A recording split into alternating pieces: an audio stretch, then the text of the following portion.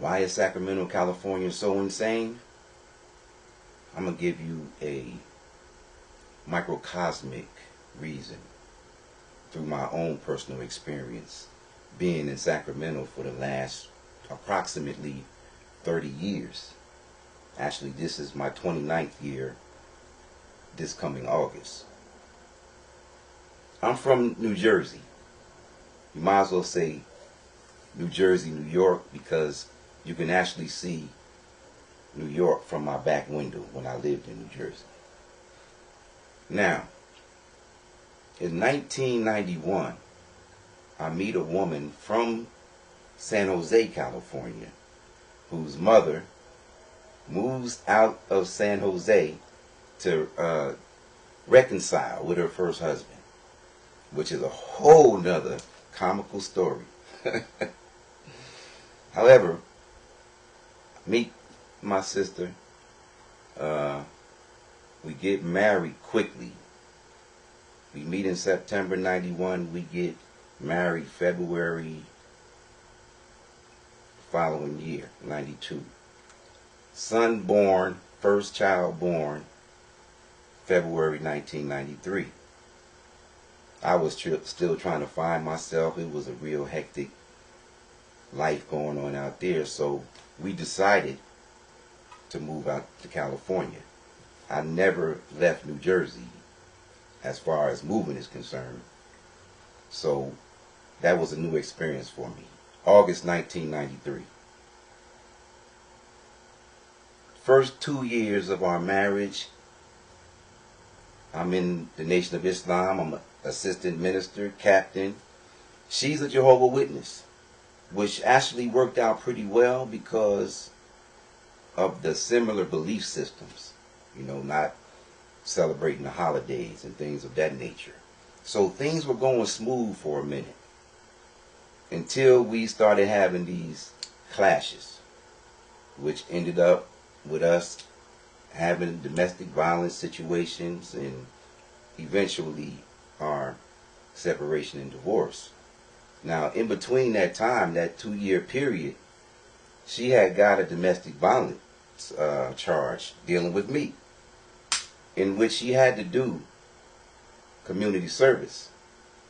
And at that point, she met Stephon Clark's mother, which is a whole nother story that I'm not going to get into. However, she started mingling with these people at her community service project. And some kind of way, somebody either seduced her or just outright she joined them and starting to get high. Now, I thought I was streetwise. I thought I was, game tight.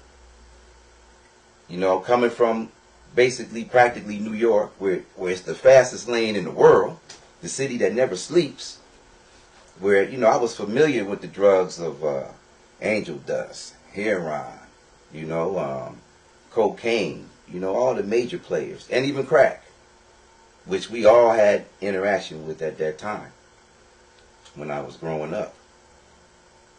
But when we came out here, I was totally game goofy to what I was going to get, in the collision of head on in my own personal family. So I'm seeing all these different signs, We got into it one time and I end up temporarily moving out. Yet I was still coming back and forth, spending the night, taking my children to school as we sort of were trying to work things out. But side by side with those efforts of reconciliation, she was dibbling and dabbling with this drug called meth that I was totally oblivious to. I noticed her personality was changing. I noticed she was more argumentative. And another thing I noticed, that she was staying up. She would be up 3 and 4 and 5 in the morning. I recall hearing newspapers pages opening up like 3 a.m. I'd go out to the living room like, hey, what's going on? You all right? And I didn't know. A couple times she's doing the damn, laundry. And then we had a neighbor downstairs, a toothless white bitch. I call her a bitch because that's what she was, and probably is if she's still alive. Toothless white bitch named Tina. Didn't know that Tina was a meth head. I was totally, like I said, in the dark. In the extreme dark.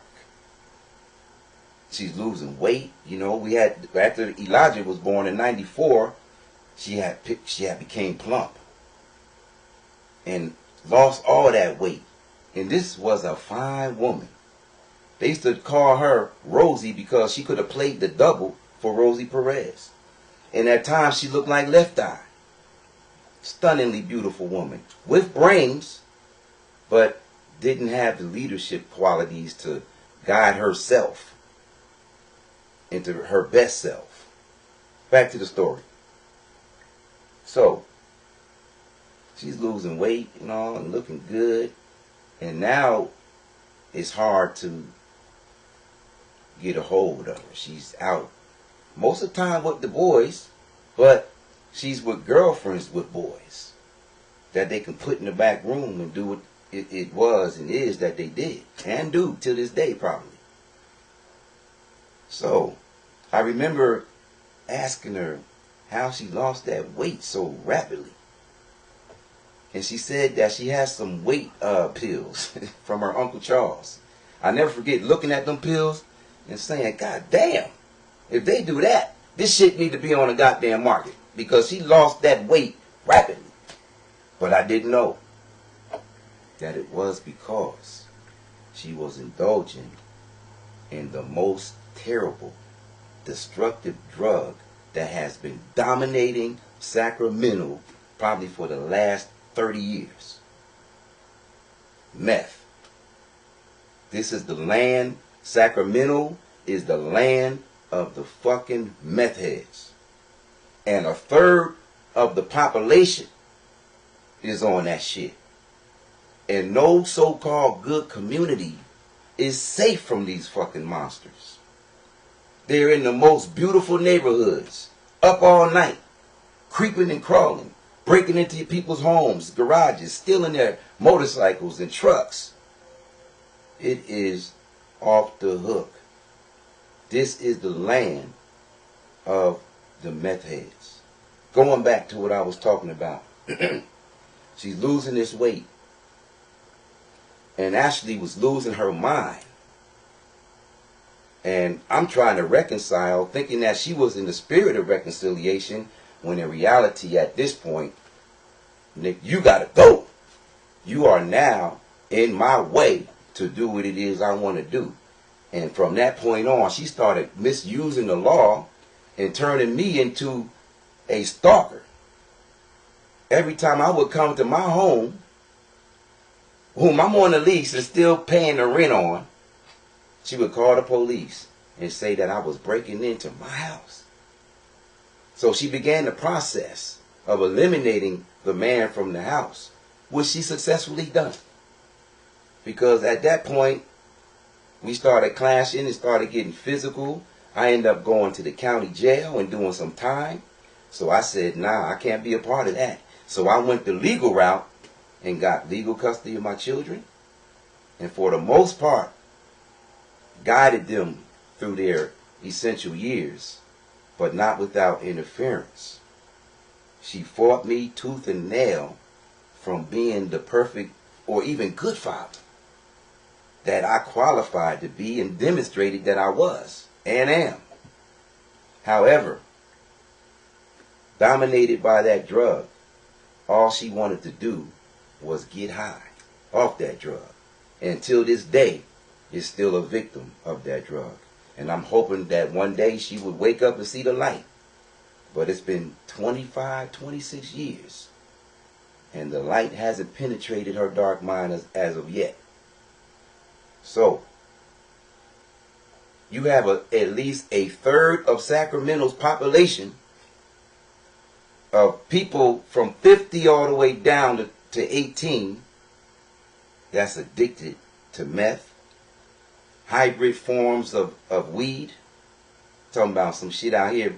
We mess with sesamillion and different little weeds in New York that has nothing. That's some Boy Scout shit compared to what's going on in Sacramento and the whole California area when it comes to weed. This weed out here will take you to another stratosphere. Fuck an atmosphere, a stratosphere. So, these children who are in their 20s, early 30s, for the most part, in the hood, are the offspring of these meth heads. The two shooters, the Brother Martin brothers, who are being accused, we don't know if they did anything, but they're being accused. They're out of Del Paso Heights. And Del Paso Heights, like Martin Luther King Boulevard, is usually the worst place in the hood. Del Paso Heights is Martin Luther King in a bottle. The whole damn city is lit up and has been lit up since I've been out here. And I even attempted to get a mosque when I was a Muslim out back in the day in Del Paso Heights. And I'm sure it would have made a difference, but those haters wouldn't allow me to make it take place. They fought me from bringing salvation to this generation that's causing all this havoc today. But fortunately, I'm back, and we're doing it through the Macadine, which is essential knowledge for boys and men. For boys and men. We got to get the boys. We got to get these youngsters who are in juvenile hall, and most of them raised without a father. 90% of these shooters and so-called killers come from fatherless homes from mothers, led by mothers, strung out on dope, on meth, in Sacramento. And this is the blacks, the Mexicans, whites. This is the land of the meth heads. The land of the fucking meth heads. And you're looking at the zombie products of these meth heads. And I've been on the streets doing my business, what I do with my wares, in addition to being a political religious activist at one time, being at different markets, being in the circulation of all these different races and homes and people's lifestyles. I've been engaged with all of these people. If anyone is an unlettered sociologist of Sacramento, it's me. But the solution is, see, Sacramento is the capital of California. And since the Black Panthers did what they did in the courthouse of Sacramento in the early 70s, it's been paramount for them to make sure the masses of asses are always fed and entertained. That's why there's food banks on every corner. You know, people could get high and waste their whole checks, but they got food on every corner. They're pacified and actually motivated to be drug heads, to be meth heads. So you're looking at all these angry, genetically modified children, modified from their parents using that shit, growing up watching Grand Theft Auto. All these things that have been programmed in this generation to be the beasts that they appear to be. They're being groomed that way. So, the root of Sacramento's problems is the meth epidemic. That's the root of Sacramento's problems, coupled with most of these youngsters having no father in their homes. 30%, if not more, of Sacramento's residents are meth heads or on some strong-ass form of cannabis, syrup, ecstasy. That's the problem. And you got major players in high places who are contributing to the problem. the homeless epidemic. You got a homeless epidemic in Sacramento that will blow your mind. Damn near under every bridge. Encampments everywhere. But they got their meth. And they up in the streets all night. Talk about night and day of the living dead. Sacramento is that place. And we have to get our children. We have to get our children. Most of these old cats are insane in the membrane and incapable of being reformed. So, hopefully you got something out of this. And hopefully it will help you in the way of doing something to save our children. Do something, anything. But that's the ones that we have to save. More later. Peace.